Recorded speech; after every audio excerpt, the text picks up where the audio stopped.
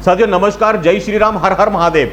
आज हम चर्चा करेंगे रिया चक्रवर्ती के उस इंटरव्यू की जो कि अभी आज तक पे और आपके क्या बोलते हैं इंडिया टुडे टीवी नेटवर्क पे रिलीज हुआ है राजदीप सरदेसाई के साथ में। इस वीडियो को अंत तक देखना बहुत जरूरी है क्योंकि मैं जाने वाला हूं पीछे अतीत में और सबूतों के साथ में जो हमने शुरू से मीडिया जिहाद के विरुद्ध एक अभियान चलाया था जब साइबर सिपाही का जन्म हुआ था। आप में से कुछ लोगों ने साइबर सिपाही की पहली सेमिनार देखी होगी, नहीं देखी उसके वीडियोस आप यहीं पे देख लीजिएगा, हम डिस्क्रिप्शन में लिंक भी दे देंगे। हमने क्या कहा था, हमारे पास में पूरे सबूत हैं, पुख्ता सबूत हैं कि हिंदुस्तान के बड़े बड़े मीडिया चैनल्स और मीडिया चैनल्स में बैठे हुए भेड़िए, हाँ जी भेड़िए, यही शब्द है मेरे, उन भेड़ियों की पाकिस्तान की आईएसआई के साथ में कनेक्शन है, लिंक्स है, पाकिस्तान की फौज के साथ में कनेक्शन है, पाकिस्तान की फौज के लोगों के साथ में उनका इंटरेक्शन होता है, फोन पे बातचीत होती है, ईमेल्स होती हैं, वो सारी चीजें हमने वहां पे टेबल पे रखी थी। और उसके बाद में हमारे को कितने बुरे दिन देखने पड़े आप सब लोगों को याद होगा।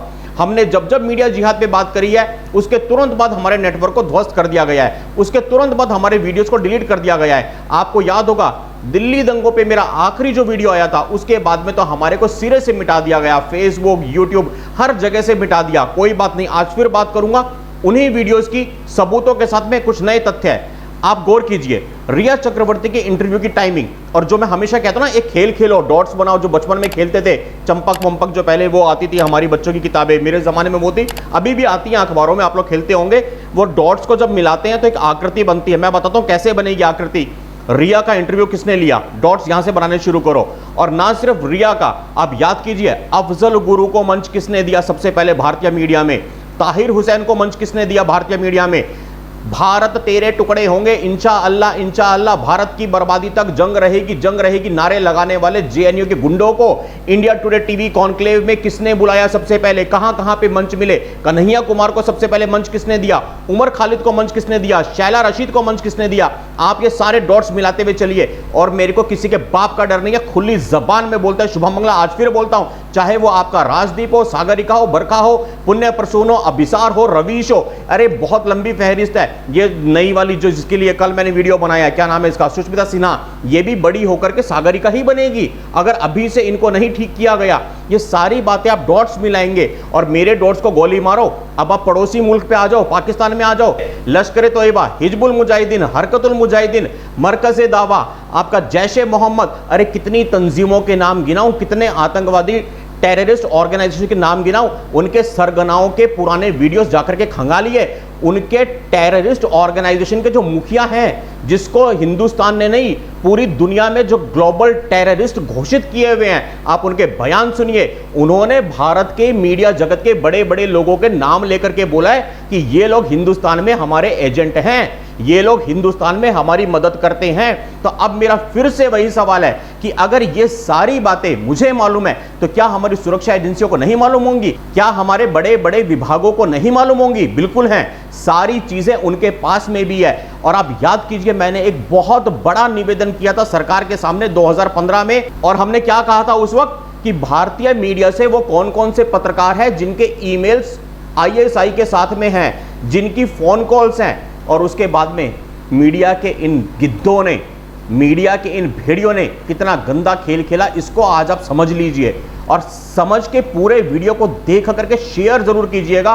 मैं आपको उदाहरण के साथ समझाता हूं। मान लीजिए मैं देश का गद्दार हूं, मान लीजिए मेरे कनेक्शन पाकिस्तानी सेना के बहुत बड़े अधिकारियों से, पाकिस्तान में समझ लो ब्रिगेडियर लेवल के लोगों से या वहां की फौज के बहुत बड़े अधिकारियों से मेरी गुपचुप बातचीत होती है। अब दो इसमें मसले हैं, दो बातें हैं। पहली, अगर सुरक्षा एजेंसी मेरे बारे में जांच करेगी तो पहला क्या होगा, वो मेरे फोन को ट्रेस करेगी और एक चीज पता लगाएगी कि भाई साइबर सिपाही का अध्यक्ष जो है शुभम मंगला, इसकी पाकिस्तानी सेना से हफ्ते में 2 बार 4 बार बात होती है, तो दाल में कुछ काला है। पहला तो यह है, लेकिन उनके पास में कोई सबूत नहीं है कि मेरी बातचीत क्या होती है, अनटिल अनलेस वो मेरी बातों की रिकॉर्डिंग कर लें और बातों में मैं उनसे कुछ देश बेचने का सौदा कर रहा हूं, मैं उनसे कहीं पे बम रखवाने की बात कर रहा हूं, तो वो मेरे को धर दबोचेंगे और मेरे को इलाज करना होगा, वो करेंगे। ये होगा पहला केस।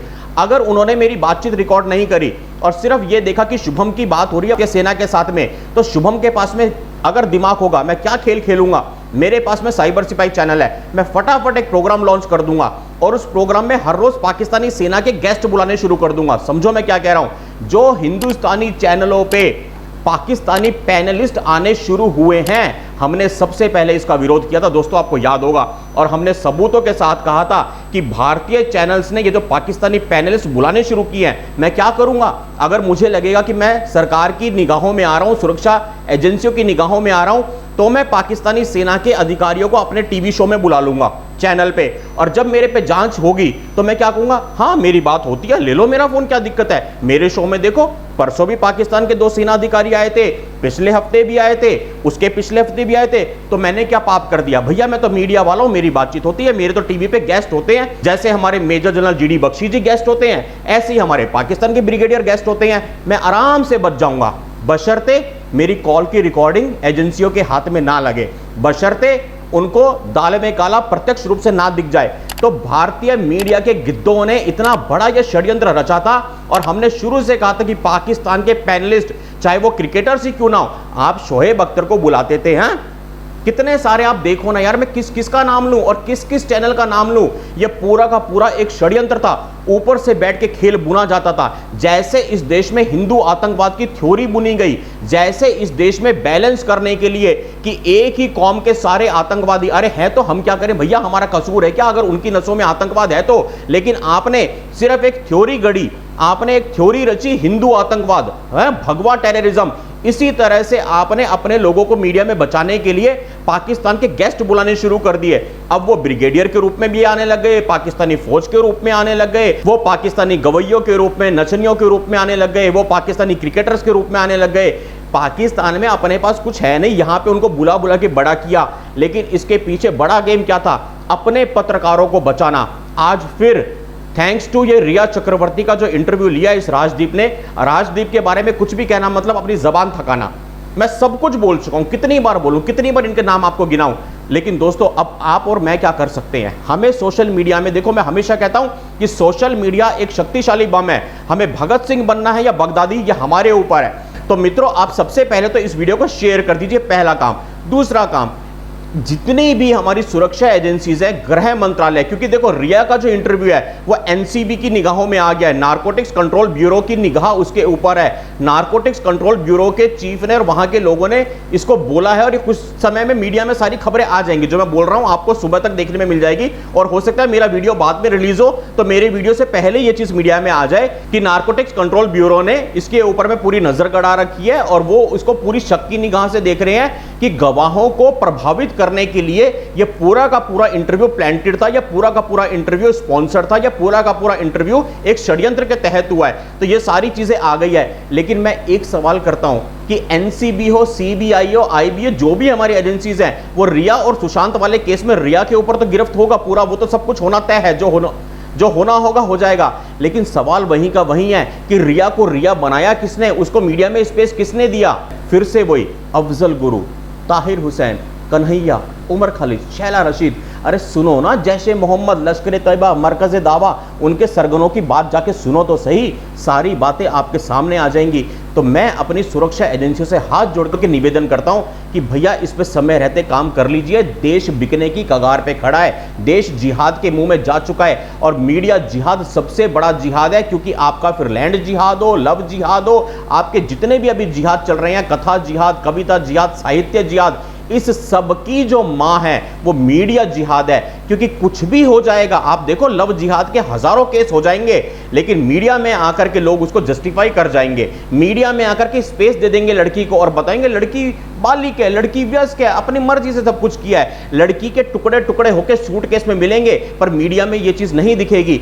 आप इस बात की गंभीरता को समझिए। मैं शुरू से कहता हूं सबसे ऊपर जो इनकी मां है, जो इनका बाप है, वो है मीडिया जिहाद। अगर आज हमने समय रहते मीडिया जिहाद को ठीक नहीं किया ना, तो हमारी सारी लड़ाई बेकार जाने वाली है। लव जिहाद में भी कोई हमें बहुत बड़ा अचीवमेंट नहीं मिले, हमने कोई कद्दू में तीर नहीं मार लिया, इतने साल से काम कर रहे हैं, हर दिन 100 केस हमारे सामने आ रहे हैं। लैंड जिहाद में हमने क्या कर लिया, कुछ नहीं कर पाए। तो मीडिया को ठीक करने के लिए जो हमने सोशल मीडिया पे एक शक्ति बनाई है, अनफॉर्चुनेटली हमारा नेटवर्क पूरी तरह तबाह हो गया है। हम फिर से खड़े होने की स्ट्रगल कर रहे हैं। साइबर सिपाही आपका अपना चैनल है, आपका अपना नेटवर्क है। आप लोग हमारे को सपोर्ट कीजिए और इस वाणी को अधिक से अधिक फैलाइए। बड़े बड़े जितने अधिकारी हैं इस केस से जुड़े हुए, आप लोग साइबर सिपाही को फेसबुक पे, ट्विटर पे, सब जगह फॉलो कीजिएगा और रीट्वीट कीजिए। चाहे अब वो होम मिनिस्ट्री हो, चाहे वो हमारी सुरक्षा एजेंसीज हो, जो भी संबंधित विभाग है उन पे प्रेशर बनाइए कि भैया मीडिया वालों की फाइल्स को दोबारा खोला जाए, मीडिया वालों की फिर से जांच की जाए। मैं दावे के साथ कहता हूं बहुत सारी चीजें ऐसी मिलेंगी जो हिला के रख देंगी।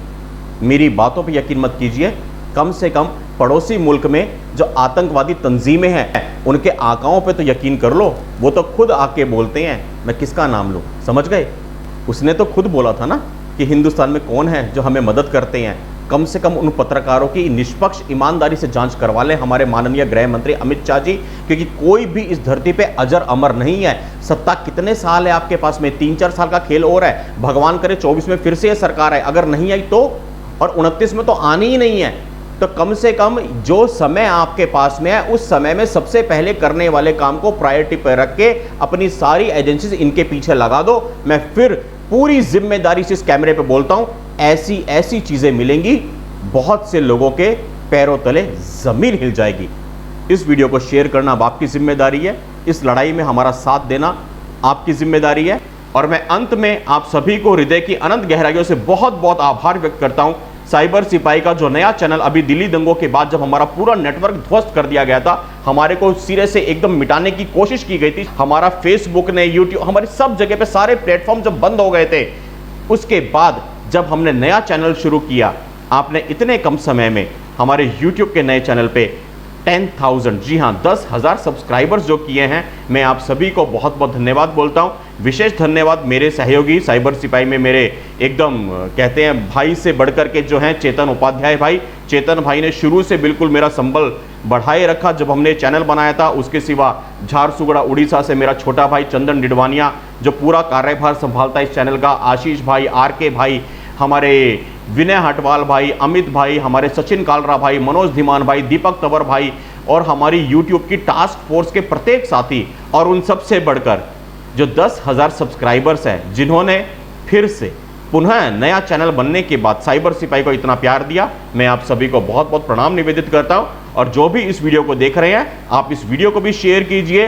वैचारिक जिहाद से लड़ने वाला जो हमारा धर्म युद्ध है, इस महायज्ञ में आपकी जो ये आहुति है वो आपका एक शेयर बनता है। आप इसको शेयर जरूर करते रहिएगा, अधिक से अधिक लोगों तक इस वाणी को फैलाइए। और जो लोग इस वीडियो को देख रहे हैं जिन्होंने अभी तक साइबर सिपाही चैनल को सब्सक्राइब नहीं किया है, मैं हाथ जोड़ के विनती करता हूं आप लोग साइबर सिपाही चैनल को सब्सक्राइब जरूर कर लीजिए और बेल आइकन पे क्लिक कर दीजिए ताकि हमारे सारे वीडियोस आप तक सबसे पहले पहुंचते रहे। बहुत बहुत धन्यवाद। जय श्री राम, हर हर महादेव।